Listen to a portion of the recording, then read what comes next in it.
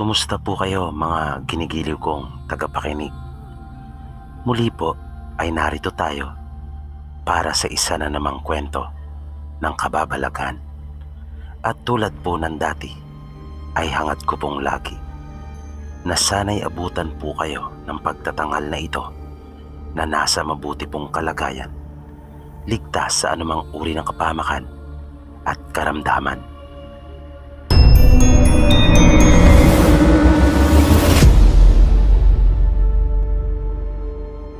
Magandang gabi sa iyo, Sir PB.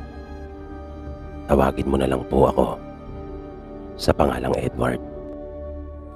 Medyo maselan po ang ibabahagi kong kwento sa inyo. Bagaman karanasan pa po ito ng aking lolo Portin. Si lolo po kasi ay maraming lugar na narating noong nabubuhay pa siya. Hindi rin kasi maganda ang kanya naging pamumuhay. Nakapag-asawa nga siya ng 3 beses. At para bang lagi siyang sinusundan ng kamalasan pagdating sa buhay may asawa. Nang makilala niya yung kanyang 3 asawa, ay doon naman siya nanirahan sa lugar ng babae. Mahirap lang rin ang buhay sa kanilang probinsya. Wala silang sariling lupa na maaaring masaka. Kadalasan ay nakikitrabaho lang sila sa may mga sariling pag-aari ng lupa. Kaya si lolo noon ay lagi may sakong dala.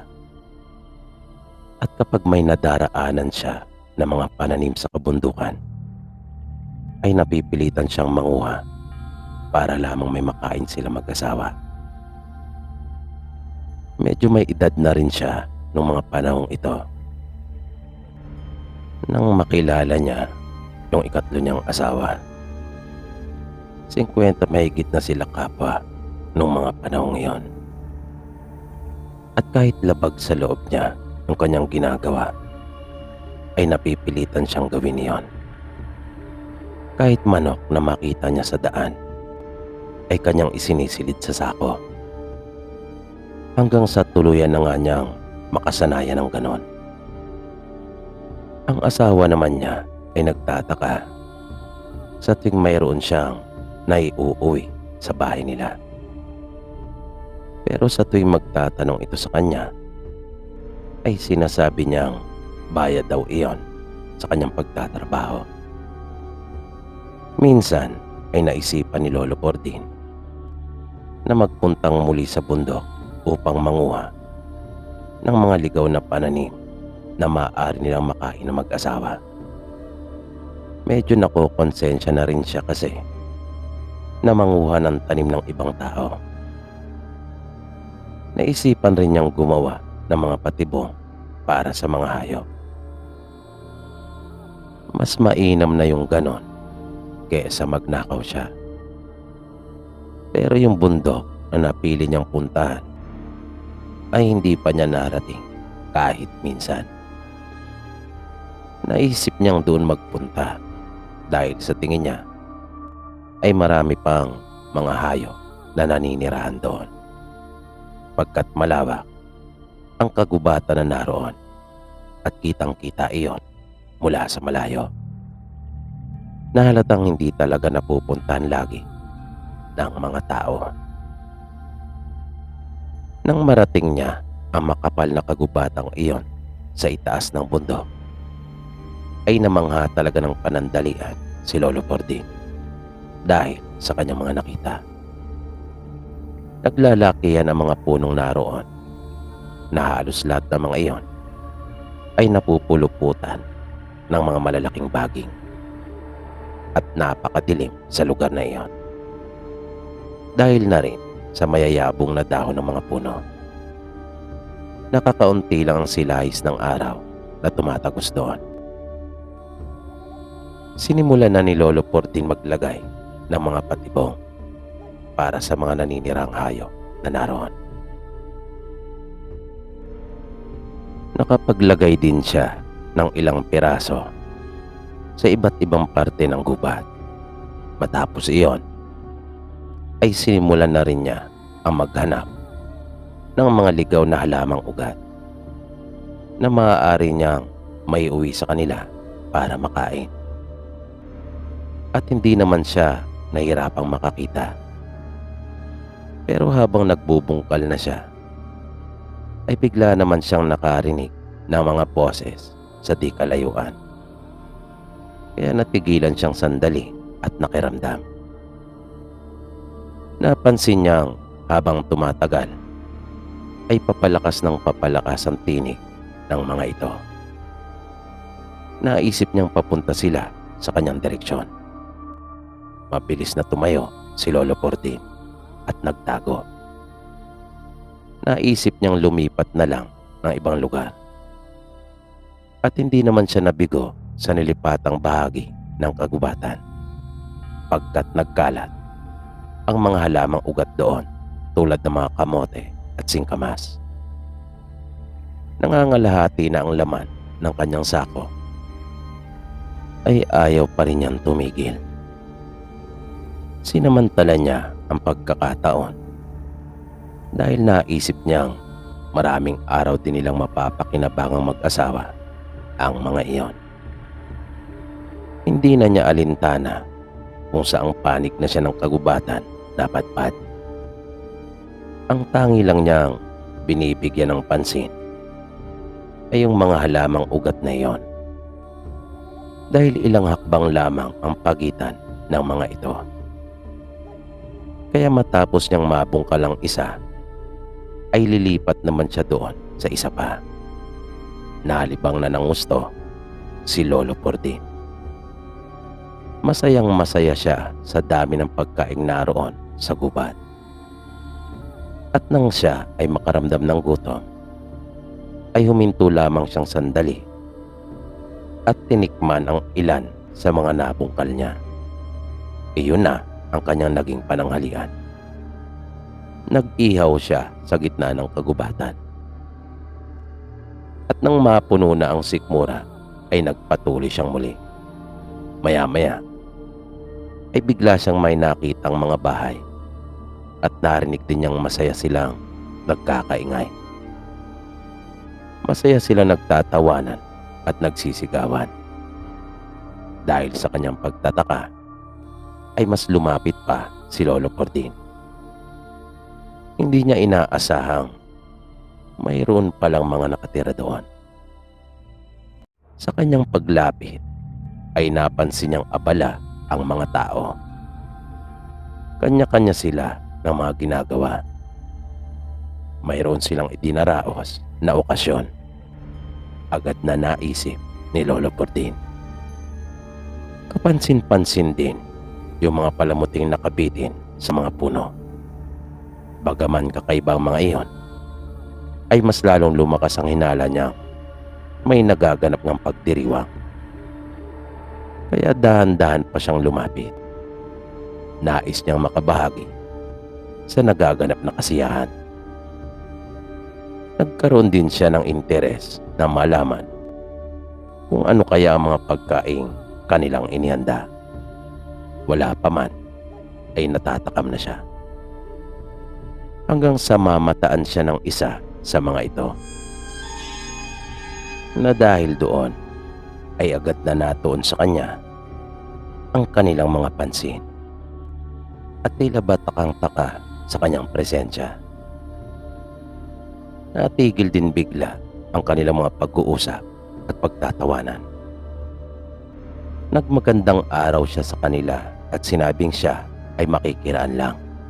Dagdag pa niya, hindi niya sinasadyang mapadaan sa kanilang lugar at makaabala sa idinaraos nilang kasiyahan. Bigla namang tumalikod bahagya ang isang lalaki at tila ba tiningnan ang kanyang mga kasama. At nang muli itong humarap sa kanya, ay sinabi nitong wala siyang dapat na ikabala. At kung nais pangaraw ni Lolo Portin, ay kanya silang saluhan sa kanilang pagdiriwang. Bagay na kanya namang ikinatuwa. Pagkat iyon naman talaga ang pakay at hinihintay niya na siya ay imbitahin ng mga ito. Sinamahan siya ng lalaki papunta doon sa isang mahabang mesa kung saan din ito nakaupo. Nanlaki ang mga mata ni Lolo Portin nang kanyang makita ang napakaraming pagkain na naroon. Pinaupo siya ng lalaki at inaya na siya nitong kumain. Wala namang sinayang pang sandali si Lolo Portin. Agad siyang kumuha ng mga putahing naroon at pinuno ang kanyang pinggan. Nang mapalingon siya ay nakita niyang patuloy pa rin nagkakatay ang mga ito. Kung kaya naisip niyang marahil ay isa talagang malaking pagdiriwang ang kanilang itinaraos. Sa kasabikan niya sa mga pagkaing naroon ay hindi na niya napansin pa ang mga katabi sa mesang naroon din at kumakain. Sinulit niya talaga yung pagkakataong iyon. Matagal-tagal na rin kasing panahon na hindi siya nakakakain ng masasarap na pagkain. Maya-maya ay biglang may humawak sa kanyang balikat. Kung kaya natigilan siya. Panandalian siyang huminto sa ginagawang pagkain at napatitig sa kamay na naroon sa kanyang balikat. Muntik siyang malaglag sa kanyang kinauupuan nang makita ang maugat na kamay na iyon na mayroong mahabang mga kuko. Ngunit pilit pa rin niyang pinakalma ang sarili.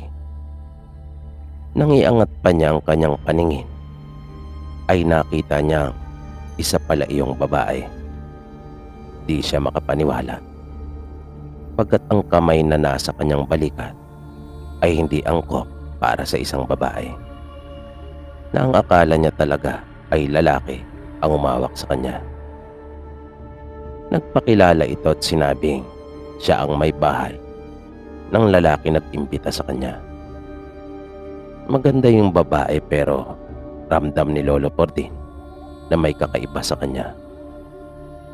Umupo ang babae sa tabi ng kanyang asawa at sinabihan na siya nitong ituloy na ang kanyang pagkain at huwag mahihiya.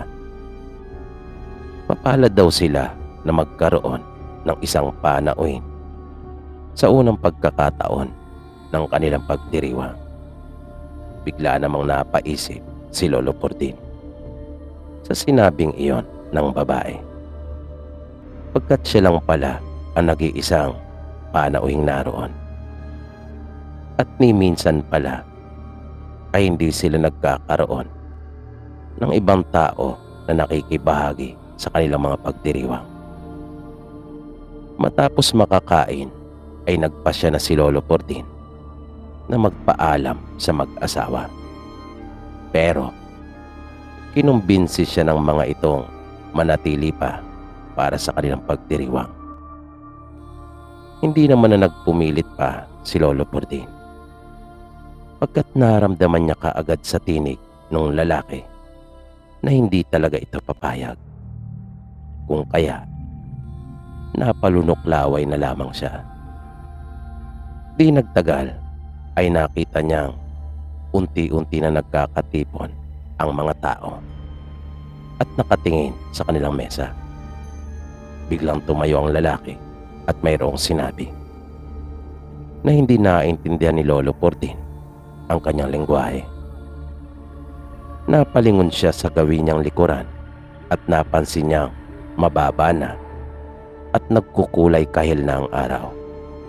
Maya-maya pa ay bumalik na ang mga kalalakihang inutusan nung lalaki nag-imbita sa kanya. At nagulat siya pagkat may buhat-buhat na ang mga ito, isa iyong katawan.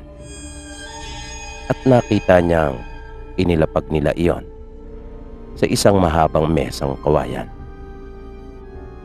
Matapos nilang mailapag iyon sa mesa, ay nakita ni Lolo Pordin na humihinga pa iyon, ngunit wala lang malay.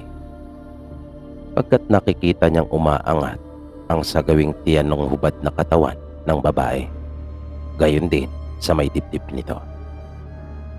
Nung puntong iyon ay tila alam na ni Lolo Pordin kung saan siya napadpad at kung ano ang mga ito. Dahil sa edad niyang iyon ay marami na rin siyang narinig at nalalaman tungkol sa mga aswang. Alam na rin niya nung oras na iyon na kahit ano pang gawin niya ay hindi na siya papayagan pang makaalis ng mga ito. Bigla siyang nanlumo at agad na naalala ang asawa. Nilakasan niya ang kanyang loob at hindi na niya sinubukan pang magpaalam sa mga ito upang makaalis. Nanatili lang siya sa kanyang kinaupuan. Maya-maya ay nakita niyang lumuhod ng bigla ang mga tao na nakaharap doon sa katawan ng hubad na babae. At napansin niyang unti-unti na nagbabago ang kanilang mga anyo. Matapos umusal ng lalaki, ay lumapit ang 5 kalalakihan doon sa mesa. Dala ang kanilang mga matatalas na itak. Napayuko na lang si Lolo Pordin at inalis ang pagkakatitig doon. Pagkat ayaw niyang makita ang karumal-dumal na tagpong iyon. At narinig na lang niya ang sunod-sunod na taga. Namalaya na lang niyang nanginginig na siya dahil sa matinding takot. At nang iangat niya ng bagya ang kanyang ulo doon sa mesa, ay nakita niya yung mga sapal ng nyog at tubo. Nagtaka siya kung saan na napunta yung mga masasarap na pagkain. At tila doon palang naging malinaw sa kanya na nalinlang lang siya ng kanyang paningin. Maging yung baboy na kinatay malapit doon sa may puno ay nawala na rin. At ang tanging naroon lamang ay yung katawan ng saging. Naramdaman niyang tumayo na rin yung asawa ng lalaki at narinig din niyang bigla itong nagsalita. At nakita niyang kumilos na yung mga lalaki may hawak ng itak at papunta na sa kanyang direksyon. Nagmamadali niyang tinukot ang halamang kinolekta niya na nasa kanyang bulsa. At nang mailabas, ay kaagad niya iyong isinubo. Hindi na siya nagdalawang isip pa na kainin iyon. Pagkat mas gugustuhin pa niyang mamatay na lang kaysa makatay ng mga ito at lapain. At bigla niyang naramdamang namanhid ang buo niyang katawan. Matapos na niyang lunukin ang nakakalasong halaman na iyon. At bumula ang kanyang bibig at bumagsak siya sa lupa. Ang huli niyang natatandaan ay yung tinig ng mag-asawa at ng mga lalaki na nagulat sa kanyang ginawa. At tila ba nanghihinayang ang mga ito at nais pa siyang isalba. Biglang naramdaman ni Lolo Pordin yung lamig sa kanyang katawan dulot ng tubig. Naririnig rin niya yung masayang tunog ng agos nito. Nang imulat niya ang kanyang mga mata, ay nasilaw pa siya sa matinding sikat ng araw. Wala siyang kaalam-alam kung anong oras na ng mga sandaling iyon. Naramdaman niyang masakit ang kanyang katawan. At nang ibaling niya ang kanyang ulo, ay nakita niyang nasa gilid pala siya ng isang batis na nakalublob doon ang kalahati niyang katawan. Hindi siya makapaniwalang nabuhay pa siya. Pagkat ang buong akala niya ay matinding lason ang dulot ng halamang gamot na iyon dahil na rin sa turo ng kanyang ama. Naisip niyang bigla na hindi pala kumakain ng patay yung mga aswang na kanyang napuntahan, kung kaya itinapon na lamang siya ng mga ito. Tinulungan niya ang sarili. Naupo siya at sumandal sa isang malaking bato na naroon sa may gilid ng batis. Nagpahinga pa siyang sandali at nang kaya na niyang tumayo, ay nagsimula na siyang lumakad pauwi sa kanila. Matagal-tagal rin bago niya natunton ang tamang daan. At nang dumating na siya sa kanila, ay nalaman niya mula sa kanyang asawa na magtatatlong araw na pala siyang nawawala. Kaya ikinuwento niya sa kanyang asawa ang nakakilabot niyang naging karanasan sa mga aswang na nagdadaos ng kanilang kapistahan. At yan po, Sir PB, ang karanasan ng Lolo Porting ko. Sana po ay inyo ring magustuhan at mapiling maiere. Maraming salamat po. At dito po nagtatapos ang itinampok nating kwento para sa gabing ito. Nawa ay inyong nagustuhan at patuloy nyo pa sanang subaybayan ang mga susunod pa nating kwento dito lamang sa Mga Totoong Kwento ng Kababalagan. Maraming salamat po at hanggang sa muli.